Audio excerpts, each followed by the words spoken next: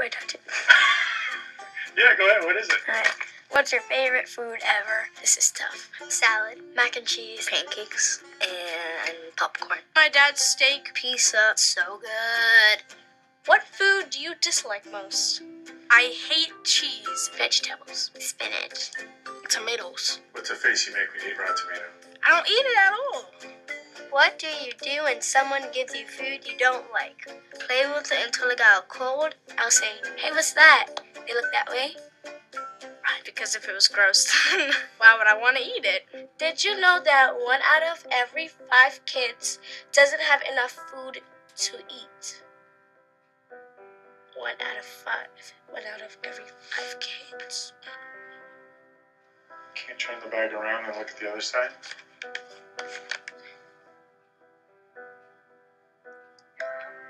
Oh. I didn't know it was in America. I don't know what to say to that. Makes me feel bad. Makes me want to cry. Wow.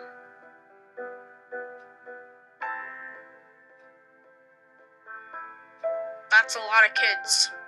It's kind of unfair because some people have too much stuff and some people have too little. For me, I always get to eat lunch. And if that's a meal that I'm missing, I would feel very disappointed. It makes me feel like, what are we going to do to fix this? What is something we can do to help fight hunger together? So over there we have a wall with tons of ideas, and we want to add your idea to the wall. Kids could think, oh, that's not possible, or oh, I'm too young to do this. But it is possible, and you're not too young to do it. Donate money as much as I can. Make Thanksgiving every day. We should all get a group and try to find the foods that would be easiest to give. And we can take the food to homes where they don't have food. That's a small way to have a big effect. Post videos about children not being able to eat. Everyone brings canned food, and they build a big fort. And then they donate all the canned food. And then they can have everything for free. If there was a machine that could make food, my machine would change it to 0 to 5 kids being hungry. The tiniest ripples make the biggest waves. If all the kids in the world got together and did something big, they could impact the whole world. All right, that was a pretty powerful video, and I used that to introduce the Advisor Challenge. That we are collecting food by Advisor. This is going to be non-perishable food items by Advisor. It's going to start right now and it's going to end on Wednesday, December 20th. There's going to be prizes.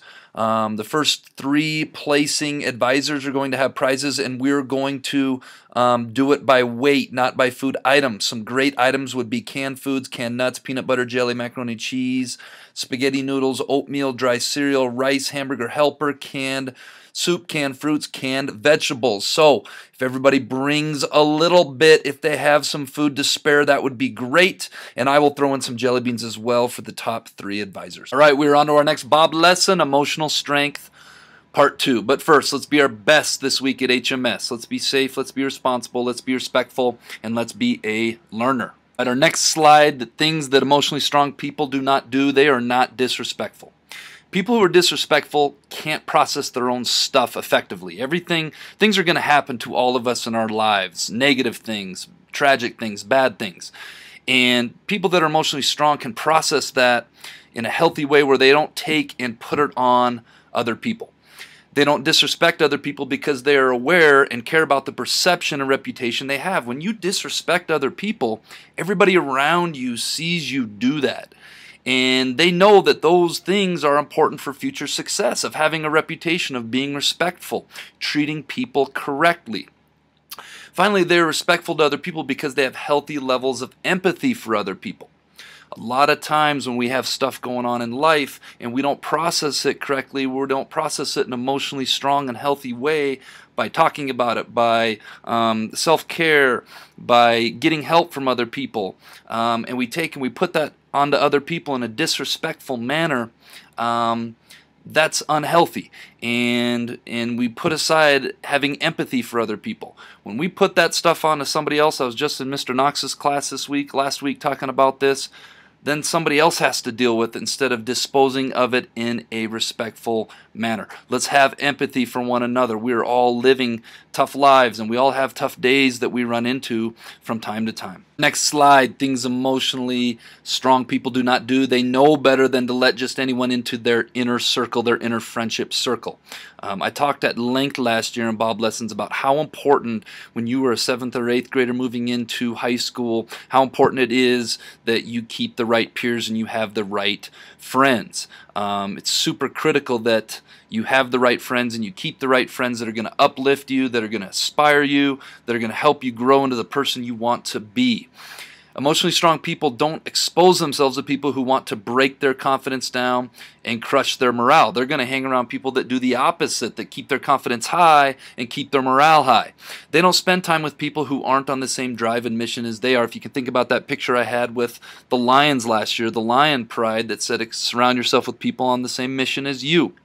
It's going to help you, hold you accountable to getting where you want to go. A lot of people in the world are lost, don't have goals or standards of their own they want to hold themselves to.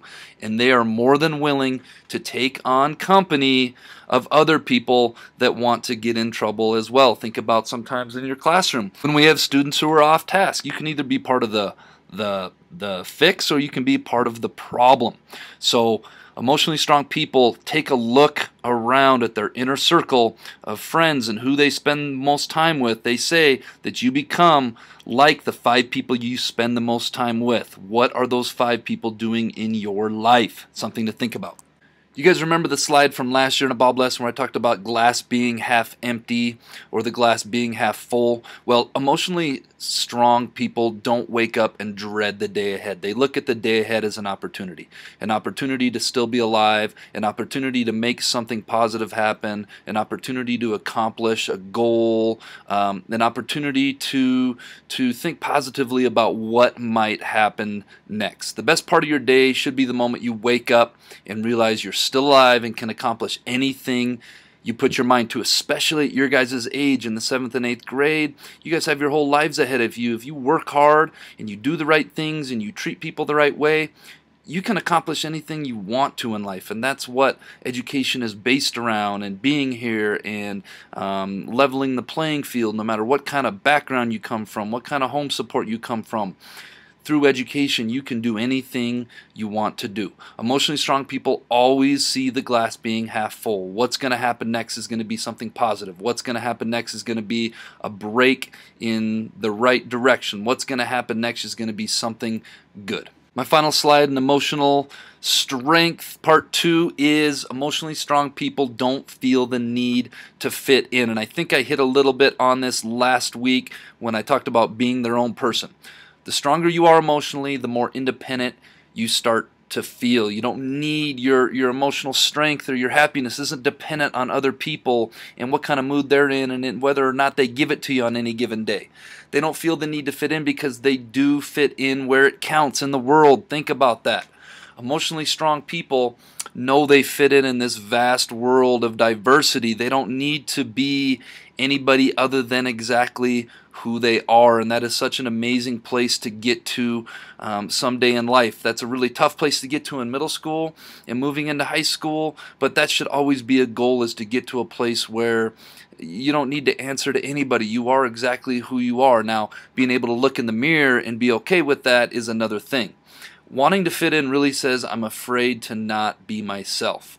If I blend in with everybody else, then I'm accepted, then I'm not alone, and I have other people around me.